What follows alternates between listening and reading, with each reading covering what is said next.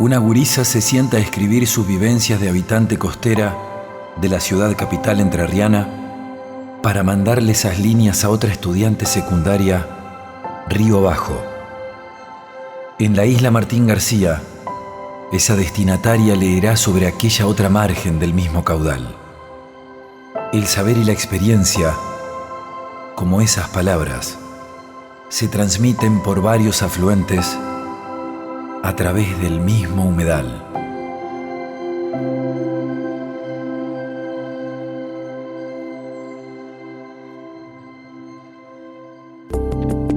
Soberanía humedal. Reflexiones y aportes al debate sobre la historia, el ambiente, la cultura y la identidad desde una mirada regional. Soberanía humedal. Una realización de 170 escalones, con el apoyo de Gestionar Futuro 2023, Ministerio de Cultura de la Nación. Sabidurías del Río. Pensamos en cómo se formó este territorio de agua e islas que habitamos. Recorrimos las luchas recientes por mantener el equilibrio de la vida en el humedal. Nos acercamos a experiencias concretas que indagan en formas alternativas al paradigma extractivista para producir alimentos sanos y sustentables con el entorno. Ahora nos preguntamos, ¿de qué manera se transmiten las sabidurías respecto a la experiencia vital única de habitar el humedal? ¿Cómo se relaciona la crisis climática mundial con lo que se aprende en estas costas? Proyectos de educación formal y no formal, así como la sabiduría asumida como un bien público que se practica y transmite en todos los niveles, marcarán el recorrido de este episodio. Sabidurías del Río. En la universidad pública, concretamente la Facultad de Ciencias de la Educación de la UNER, y dentro de la Cátedra de Corrientes del Pensamiento Contemporáneo, las reflexiones sobre filosofía y ecología están a la orden del día. El programa de la materia ha incorporado una unidad dedicada al tema del colapso ecológico. Los trabajos finales de los estudiantes han sido dedicados a los problemas ambientales y en conjunto con otras materias se ha desarrollado la acción de extensión Discursos en torno a la agenda ecológica. Leandro Drivet, titular de la cátedra, explica el porqué de la necesidad de este abordaje. Creo que hay que pensar primero que estamos atravesando la 6ª extinción masiva en la historia de la Tierra. Es difícil de sobreestimar el problema que tenemos adelante. Eso en primer lugar. Entonces, si nos tenemos que ocupar de los problemas de nuestra época, tal vez el problema más importante, yo creo que es el más importante y el más urgente, es la crisis ecológica o el colapso ecológico, del que tenemos innumerables señales. Es falso que haya un debate sobre el calentamiento global y sobre la crisis ecológica. Hay, dentro de la comunidad científica, internacional desde luego, un consenso fuerte sobre el drama, sobre la situación de crisis peligrosa que estamos atravesando, con consecuencias que son presentes. No es una advertencia a un futuro incierto, es un drama que estamos viviendo en nuestros días. Entonces, ocuparnos de un problema de nuestra época, algunos dicen incluso más, que el colapso ecológico es tal vez el problema más importante al que se ha enfrentado la humanidad a lo largo de su historia. Es el gran problema que tenemos frente a nuestros ojos. Han sonado todas las alarmas están sonando desde hace años y nosotros no hemos hecho otra cosa sino acostumbrarnos a convivir con el horrible sonido de las alarmas. Se derriten los polos, se calienta la Tierra, las metas que están planeadas en las grandes reuniones científicas del mundo, de que a fin de siglo, por ejemplo, el clima de la Tierra aumente 1,5 grados de promedio, la temperatura promedio del ambiente, ya se están cumpliendo en estos días. Esa meta se está cumpliendo ahora, están hablando a fin de 2020 que vamos a llegar al promedio de 1,5 grados. Y hace días nos enteramos de que la Antártida se derrite al doble de la velocidad o se calienta al doble de la velocidad que el resto del planeta. Es uno de los puntos calientes, como le llama, junto con el Mediterráneo, que están teniendo veranos de infierno. Entonces la situación es dramática y tenemos que enfrentarla en todos los niveles. Sin duda, creo yo, el problema fundamental, la causa más inmediata que explica el estado de cosas hoy y la más urgente es el sistema de producción capitalista, la conversión del planeta en un recurso, la imposibilidad de ponerle límite a la conversión de la tierra en objeto de la explotación, la deforestación, fundamentalmente la emisión de gases de carbono, que todos los años tienen un nuevo récord, la concentración de carbono atmosférico, son todos indicadores que todos los años empeoran, pese a las medidas que se toman supuestamente para mitigar el cambio climático, el calentamiento global, mejor dicho, ya no alcanza con mitigar. Tenemos que pensar en una estrategia urgente de conversión del sistema productivo y de transformación de la educación, de una educación que tenga en cuenta fundamentalmente este problema, que tiene, como decía, distintos niveles. Soberanía humedal. ¿Cómo se adopta una mirada crítica desde una cursada universitaria? Leandro Drivet desarrolla la idea. En la cátedra nosotros presentamos a la filosofía como la crítica. ¿Qué es la filosofía? Preguntamos y respondemos el trabajo de la crítica. Y en esto seguimos una enseñanza de Gustavo Lambroschini, que fue el maestro que nos precedió y que nos introdujo a la filosofía. ¿La crítica de qué? Podríamos decir es la filosofía. Yo creo que es una disciplina que nos ayuda a identificar las violencias estructurales y sistemáticas de una época. Dentro de esas violencias nosotros entendemos que está la violencia contra la naturaleza, de la que formamos parte, es decir, la violencia contra la naturaleza de la que formamos parte, que padecemos, pero que también protagonizamos no por el simple hecho, como se dice muchas veces, de formar parte de la especie humana, sino en la medida en que somos incapaces de detener un determinado sistema productivo, al que llamamos capitalismo, que es particularmente incompatible, insostenible, con la preservación de la vida en la Tierra. Entonces, ¿qué es la filosofía? Es la crítica de las violencias sistemáticas, estructurales, de una época, de una sociedad, de un tiempo. Dentro de esas violencias identificamos la violencia contra la Tierra, contra este gran organismo que algunos llaman Gaia o complejo de organismos, porque se comporta como un complejo de organismos o como un organismo. Y bueno, entonces ese es uno de los objetos de la crítica. Y tenemos que pensar muchas cosas desde el punto de vista de la filosofía. Una podría ser, ¿cómo ha sido nuestra relación con la naturaleza? ¿Cómo hemos entendido esa naturaleza de la que formamos parte? Dicho de otra manera, y ya pensando más específicamente en la cultura de la que nosotros formamos parte, ¿cómo se construyó ese abismo entre nosotros y el resto de la naturaleza? Ya decir resto de la naturaleza es bastante sintomático, ¿no? Como si nosotros fuéramos los reyes de la creación, los que ocupan la cúspide en la jerarquía de los seres vivos, y todo el resto de la naturaleza fuera nada más que algo que está puesto a nuestro servicio, de lo cual podemos utilizar sin rendir cuentas, sin sufrir las consecuencias. ¿Cómo se fue construyendo la larga historia de la construcción de una subjetividad, de un modo de existencia que se consideró a sí mismo inmune a la interdependencia innegable que tenemos con todas las otras formas de vida? Entonces, eso me parece una gran pregunta que la filosofía está ocupándose desde hace varios años de pensar y de responder, y que nosotros tenemos que ayudar además a que se convierta en un asunto público en el sentido más enfático de la palabra. Postales sonoras del Paraná. Soberanía humedal. No solamente en los estudios universitarios se aborda la problemática. La transmisión de saberes y vivencias también toman forma mediante proyectos que enlazan escuelas secundarias. Cartas al Río consistió en un acercamiento entre estudiantes de la Escuela Nuestra Señora de Guadalupe, en el barrio La Floresta de Paraná, con pares del Colegio Cacique Pincén, ubicado en la isla Martín García, en la desembocadura del Delta. El intercambio epistolar articuló materias de literatura y ecología, y el resultado quedó plasmado en el libro Postales del Río. Fabricio Almada y Antonella Zapata de la Guadalupe y Sebastián Russo de la Cacique Pincén explican de qué se trató este asunto. Bueno, mi nombre es Fabricio Almada, soy profesor en la Escuela Guadalupe ya hace bastante tiempo.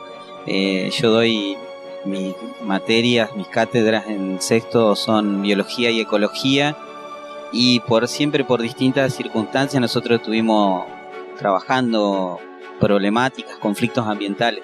La escuela está muy cerca del volcadero municipal, que para mí ya pone en tensión toda una problemática ambiental que tiene la ciudad, y a nosotros nos atraviesa muy, muy de cerca, sumado a toda la problemática que veníamos con el tema de la bajante del río y la quema de las islas. Sabidurías del río.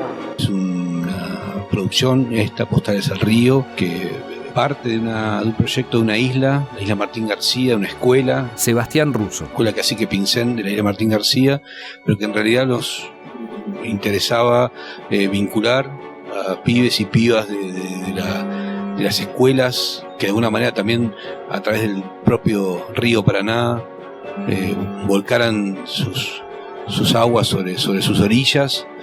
Y nos parecía muy importante porque efectivamente el Paraná es un río que no solamente es parte vistosa y de vida común, sino que efectivamente es un río que hay que cuidarlo, que está en peligro, que nos parece fundamental su preservación, y qué mejor que la voz y las imágenes y la mirada de chicos y chicas que tienen vivencias particulares, singulares, que pudieran entrelazarse. Rumores del río. Postales al Río es un proyecto que surge básicamente en el año 2021. Antonella Zapata.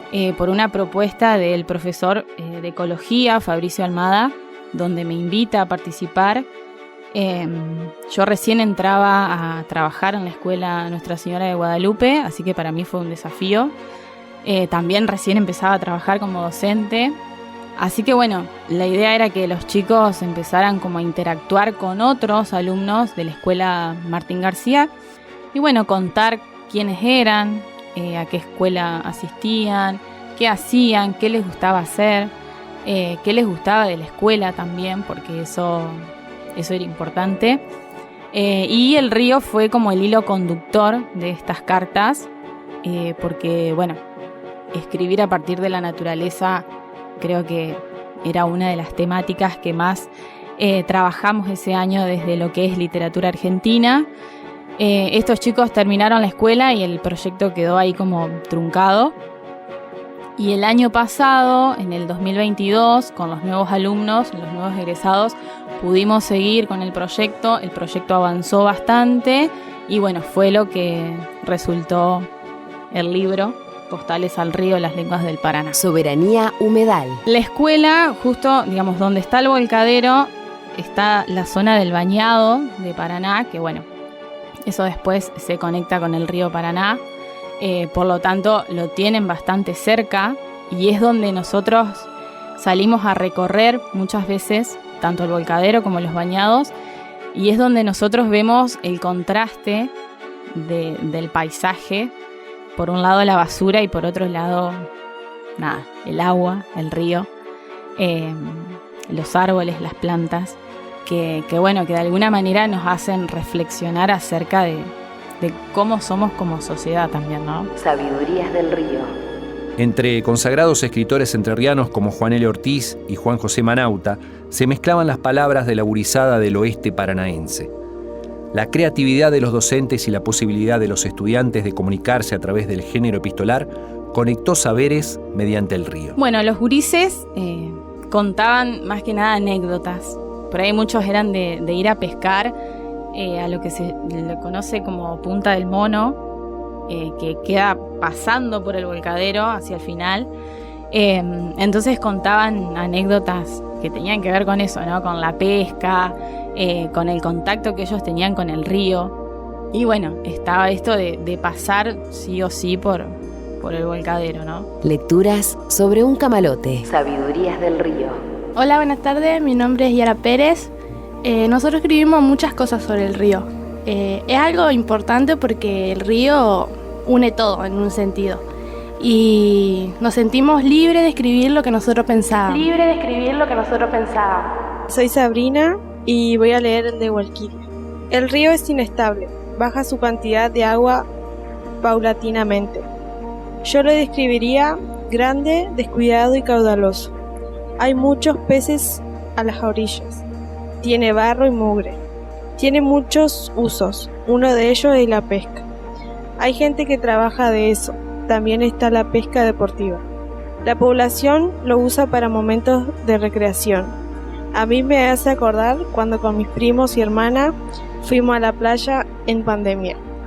Nos decían que nos iban a llevar la policía y solo nos íbamos a meter al río. Soberanía Humedal. Hola, mi nombre es Guati y voy a leer la carta de Fernando. El río Paraná es lindo, pero tiene un poco de mugres y tiene varias especies de pescados. Es un río muy grande que recorre gran parte de Entre Ríos. No me gusta que tiren mugre al río porque contaminan. Me gusta ir a mirarlo con mis amigos. El río es caudaloso, es grande, es el segundo río más largo de Sudamérica. Pasa por varias partes. En el río hay arena, desechos y camalotes, que no son plantas verdes que van flotando en el agua. El agua es oscura, tiene olor. Lecturas en Soberanía Humedal. Yo voy a leer Soledad Retamoso. ¿Cómo es el río? El río de Paraná es muy grande, baja y sube. Hay basura, camalotes, muchos peces. Desde mi casa lo puedo ver y siento el frío por la noche. Siento su olor. Brilla cuando está el sol. Sabidurías del río. Hola, soy Bautista. En casa cortamos junco, pescamos y navegamos en botes. ¿Cómo cortamos el junco? Para poder cortar junco bien, siempre el agua debe estar baja. Así podés cortar bien. Después, para secarlo, hay que sacarlo a tierra y desparramar el junco. Pero tiene que estar soleado el día. Después, cuando se seca, tienes que agarrar partes pequeñas para armar mazos pequeños.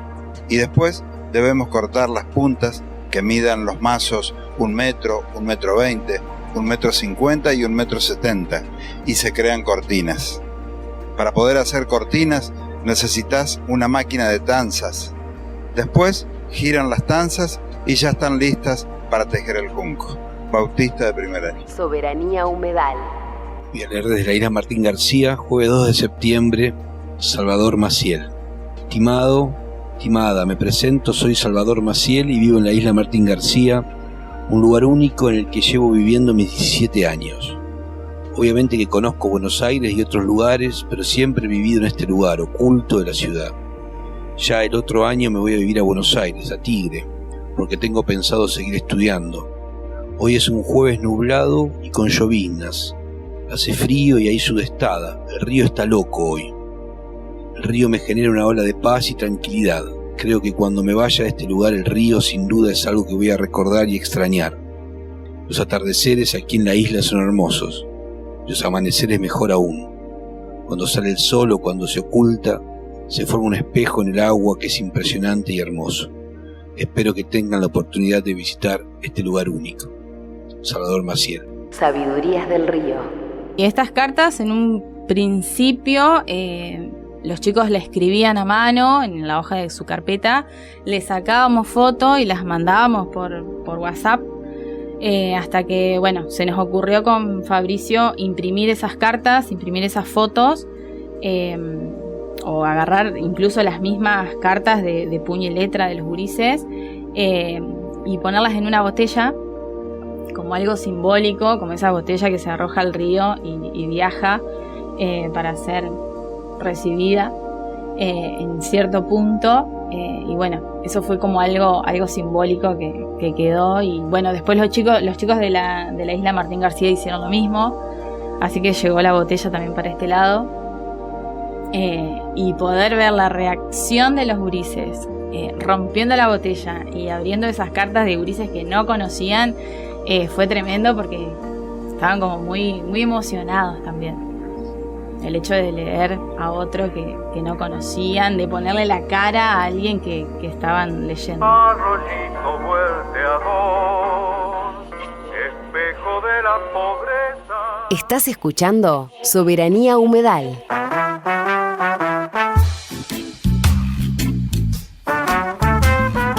Para el arroyo Antoñico y todos los arroyos de la ciudad de Paraná. Música en Soberanía Humedal. Las notas musicales de nuestro territorio de agua. Arroyito volteador, espejo de la pobreza, donde la suerte se agacha, la vida del pobre empieza siendo gurí, como Yuyito de baldío, creciendo donde nadie mira, poca olla, mucho frío.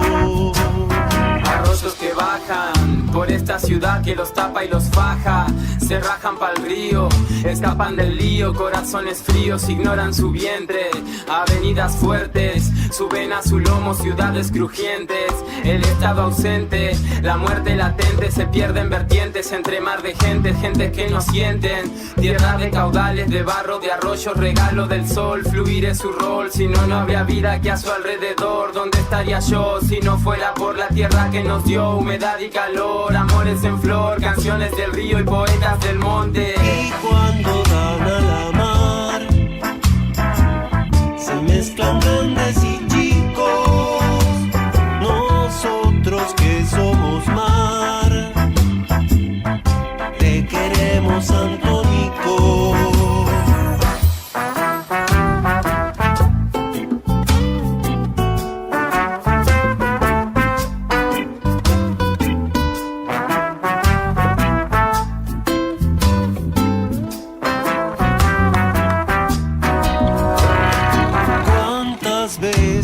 Al cruzar el puente blanco sentí tristezas entre la gente, buscaba su voz en mí, las flores, barrio Humito, Sanahuicho, la floresta, Puerto Viejo, y me despido sin olvidar lo que resta. Cansado de andar, encuentra refugio nadando hacia el mar, mezclado en el agua, va por ese borde surcando el canal, huye de ciudades que entuban su cuerpo, se pone muy mal, no entiende la gente que sin su presencia no hay para respirar, no hay para nadar, no hay para nada la vida que yo pude escuchar, se escucha el silencio de los animales que no volverán, los pájaros vuelan buscando su hogar, arroyo Antoñico buscando mirar, un cielo que fue arrebatado para progresar, arroyo, cemento, basura, mentira, control y negocio, el progreso es la muerte.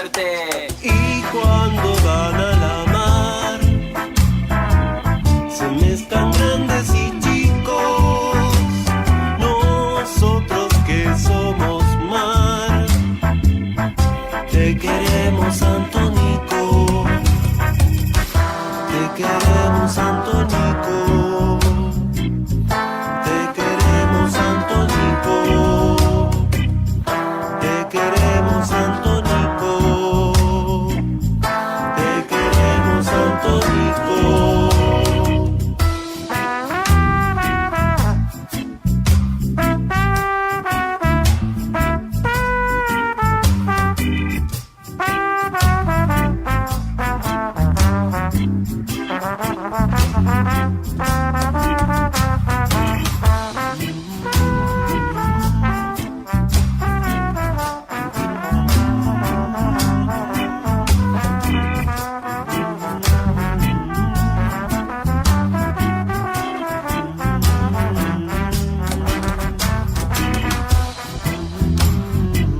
La lucha continúa por nuestros arroyos, que no desaparezcan y que podamos vivirlos en plenitud.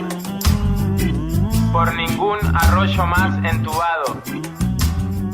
Postales sonoras del Paraná. No son únicamente las universidades y las escuelas públicas las que se ocupan de transmitir saberes en torno a la vida en el humedal.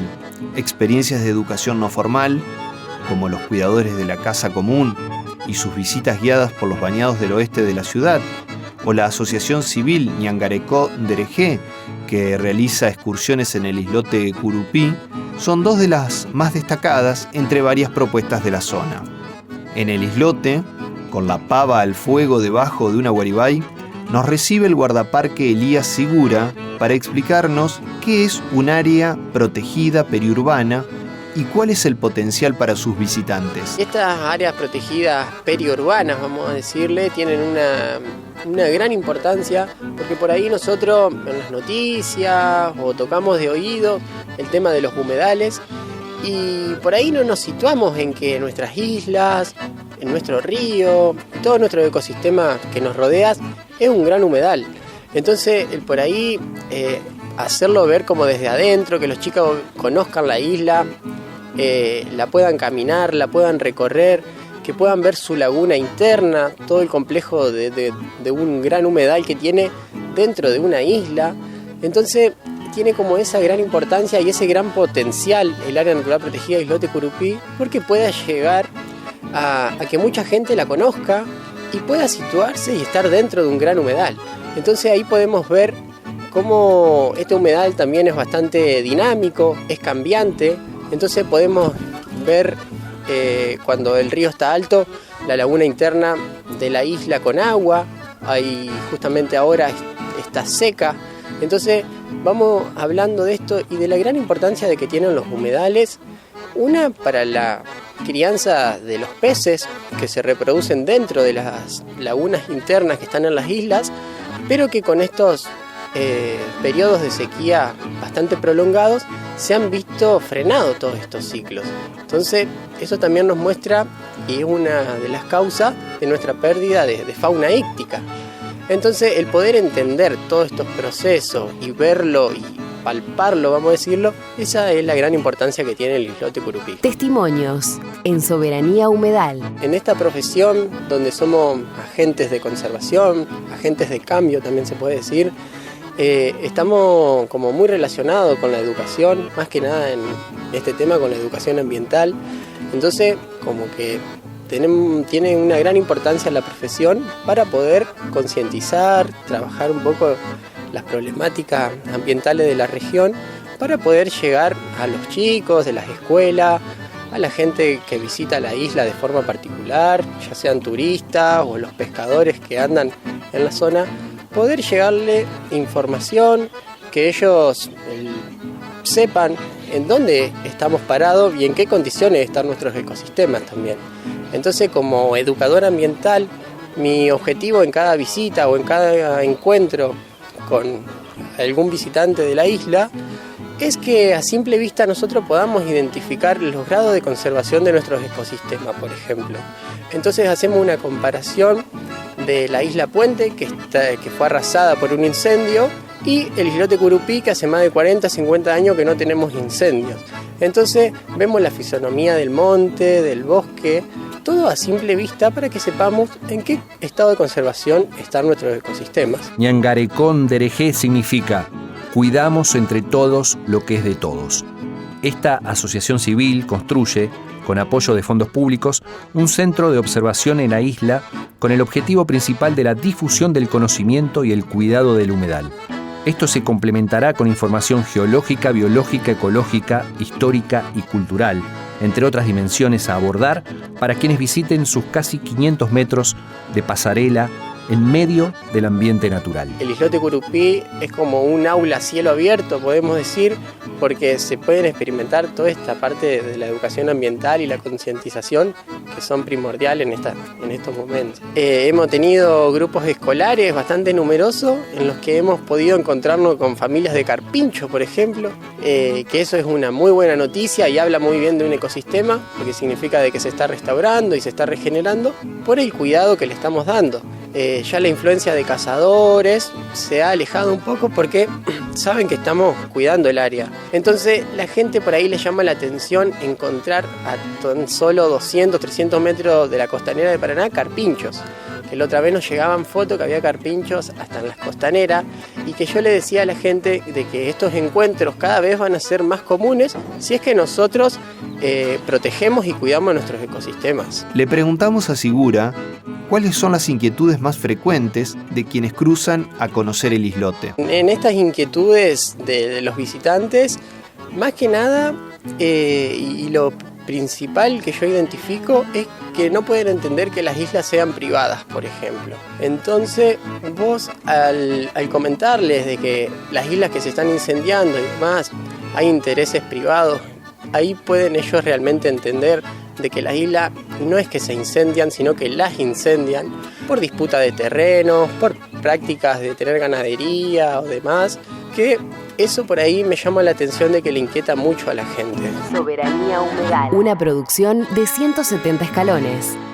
Sabidurías del Río.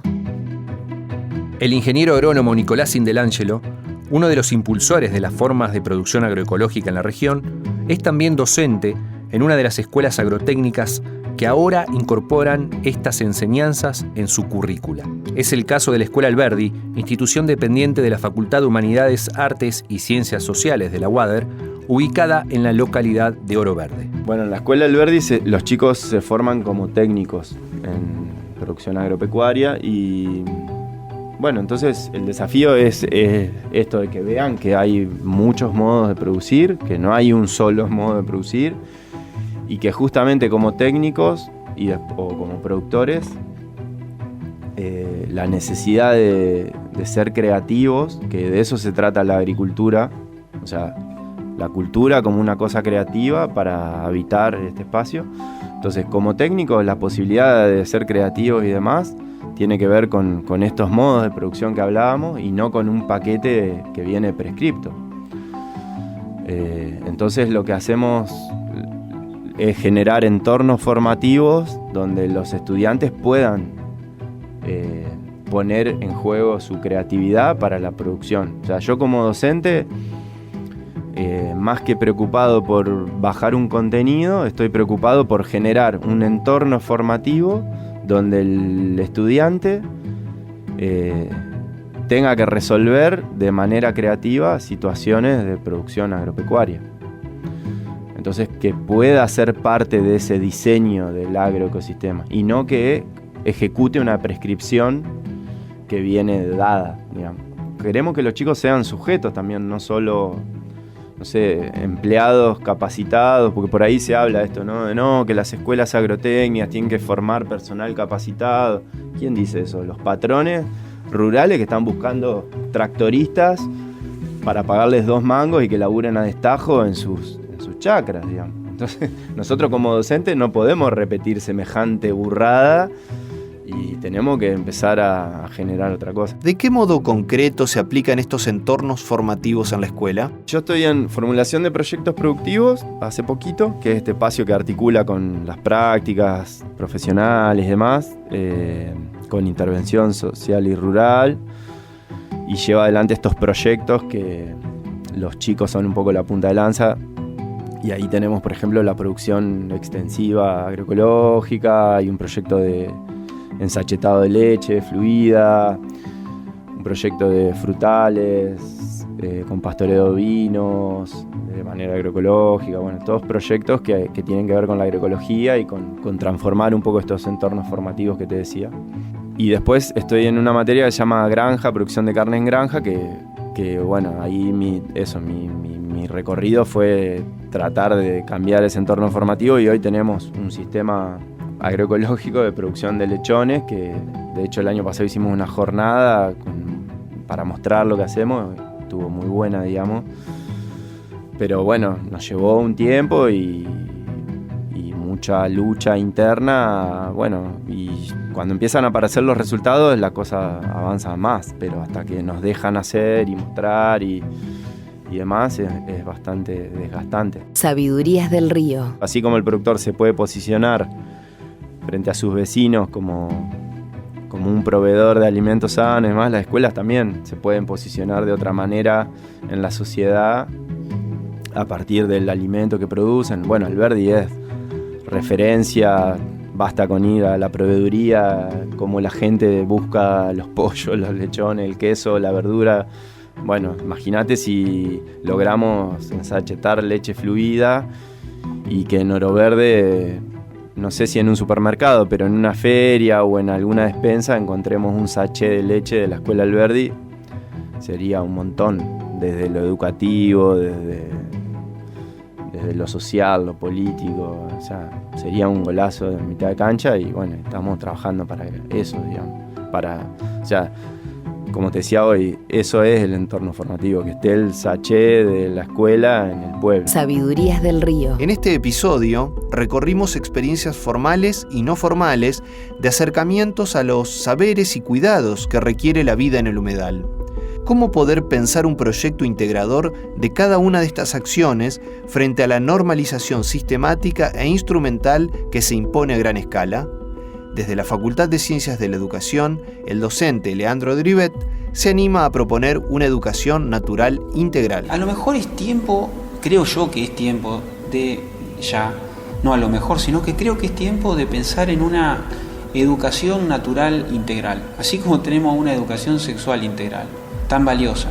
Pensar en una educación que desde momentos muy tempranos de la vida, muy primarios, nos ponga en contacto con diferentes formas de vida, que nos transmitan el reconocimiento de esas formas de vida, el cuidado de esas formas de vida, nociones elementales que luego no se olvidan, porque nosotros somos fundamentalmente urbanitas. La especie humana se ha convertido en habitante de ciudades, a donde gran parte de esa población no tiene contacto cotidiano, frecuente, con formas de vida más allá de los propios humanos con los que dialoga, con los que les ha tocado en suerte o en desgracia crecer. No somos capaces de reconocer especies animales que son parte de la fauna o especies vegetales que son parte de la flora de nuestros entornos, que son un tesoro natural y que estamos ocupados y preocupados por proteger. Uno no puede proteger lo que no ama y no puede amar lo que no conoce, y entonces me parece algo elemental pensar en que desde las fases más tempranas de nuestra educación se vuelva a hacer un esfuerzo, que ahora tiene que ser un esfuerzo, diríamos así, artificial, porque ya no convivimos en los espacios a donde eso se aprende naturalmente, a donde la transmisión se produce casi de modo inevitable, para que los niños, los adolescentes y adultos que no han tenido la oportunidad se familiaricen con esos entornos que son tan relevantes para nuestro presente y para nuestro futuro. No solo para la supervivencia, también para el disfrute, para hacer de una vida placentera y deseable. Drivet brega para que la cuestión ecológica sea un tema de conversación en el que tiene que tomar protagonismo la sociedad civil autoorganizada. Yo creo sin duda que tendría que ser un tema de discusión transversal, en todos los niveles educativos, pensando la educación más allá de las instituciones de educación formal, sino como temas de conversación en los que está comprometido sin duda el periodismo, la producción de piezas comunicacionales como en este caso, la transmisión de una preocupación intergeneracional, que me parece que además está atravesada está atravesada por las injusticias sociales, porque quienes más pagan, quienes más sufren las consecuencias de la destrucción del ambiente son los que menos tienen. Entonces hay también ahí una acentuación del padecimiento que tiene que ver con el orden clasista, ¿no es cierto?, de la sociedad. Me parece que tendría que ser un tema de conversación que atraviese todos los órdenes sociales, a donde sin duda va a tener que tomar un mayor protagonismo la sociedad civil. La sociedad tiene que movilizarse, hay movilizaciones, creo que es importante el aprendizaje de la sociedad civil autoorganizada, que se da cuenta del impacto que tiene, que solo prime el criterio de la máxima ganancia. Todas las actividades humanas no pueden subordinarse al imperativo del dinero. Si todo se subordina al imperativo del dinero, el orden natural y la vida humana tal como la conocemos está destinada a desaparecer. Soberanía humedal. Las notas musicales de nuestro territorio de agua.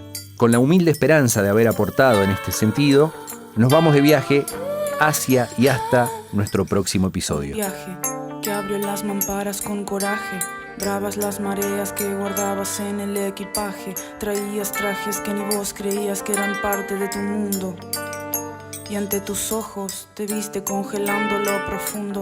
Pegando un volantazo cambiaste el rumbo. Era en este río que había que nadar, hasta quedar encerrada al vacío y gritar que lo que fuimos nos vuelven dosis intravenosa, veneno fino, extracto del más puro, del que no eliminamos lo porcino. Lo que repelimos nos sopla en la cara como un viento tóxico, lacrimógeno, caracúlico, viento sonda mendocino. Cambio repentino del lugar donde habita mi alma. Feng Shui, ya no te pelees con mi karma, es lo que elegí para abandonar el bla bla, el frente a frente, y abandonar la idea de que mi energía miente. Por lo que ves,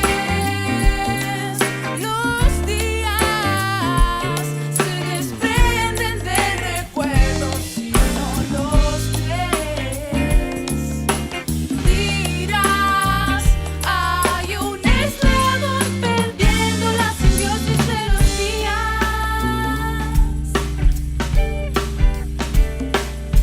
La vida germina así. Al desmoronar un siglo de entendidos malos.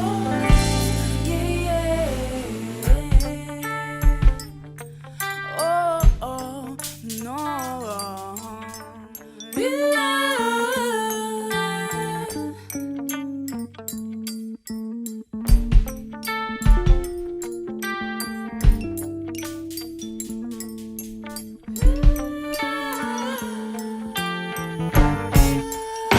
Y de regreso a casa siento que la generación avanza conmigo. Pienso que cosas pesadas terminan aquí y enfrento que la enfermedad que sana en mí es la del tiempo.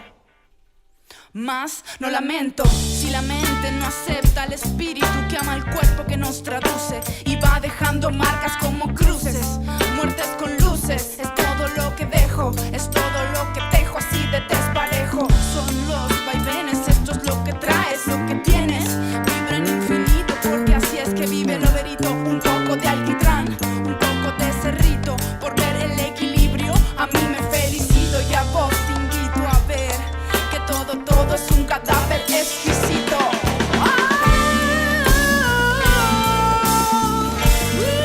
Hay de todos un poquito. Verás que la telepatía existe si empiezas a observar los rinconcitos.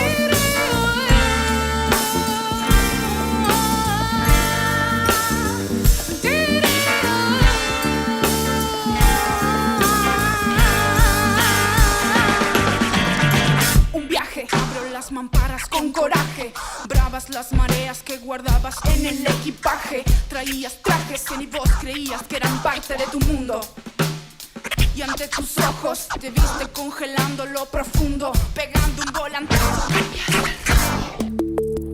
Esto fue Soberanía Humedal, una realización de 170 escalones. Coordinación general de Pablo Russo. Investigación, guiones y entrevistas de Franco Giorda y Pablo Russo. Edición de audio de Pablo Perro Morelli. Locución de artística de Delfina Luque. Ilustración y diseño de Mariux Ballesteros. Producido desde Paraná, Entre Ríos, litoral argentino. Con el apoyo de Gestionar Futuro 2023, Ministerio de Cultura de la Nación.